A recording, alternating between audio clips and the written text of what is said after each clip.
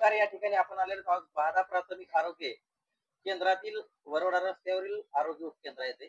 या ठिकाणी आपण उद्या शासनातर्फे विशेष आरोग्याचं शिबिर या ठिकाणी आयोजित करण्यात आलेलं अशी माहिती मिळालेली आहे. या संदर्भात आपण या ठिकाणी या कर्मचाऱ्यांशी संवाद साधणार आहोत.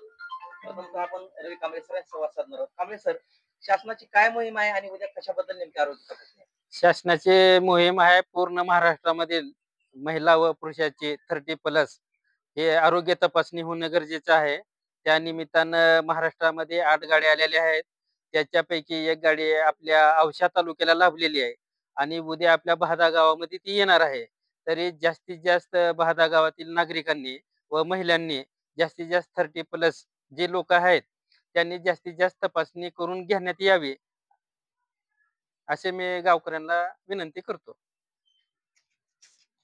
मी शिंदे PS ANM आरोग्य सेविका उपकेंद्र बहादा. या नात्याने मी सांगू इच्छिते, सर्व नागरिकांना आवाहन करू इच्छिते, बहादा येथील किंवा आणखी आसपासच्या गावातील, जेणेकरून आपल्याला ही तपासणी प्रायव्हेटला केली तर खूप महागामध्ये महाग पडते. तर ती आपल्या इथं फ्री मध्ये होत आहे, शासनाने ती ठेवलेली आहे. आणि विशेष म्हणजे बहादा उपकेंद्रात ठेवलेली आहे गावामध्ये. पवार सरांचं असं म्हणणं होतं की वरती यायला, वर PSC आहे पण तिथं जायला लोकांना वरती थोडस येत नाहीत. महिला वर्ग आहे, महिला वर्गांनी तपासणी करून घेतलेली चांगलं आहे, म्हणून उपकेंद्र बहादा येथे वरवडा रोडला ठेवलेला आहे. तरी जास्तीत जास्त लोकांनी तपासणी करून घ्यावी.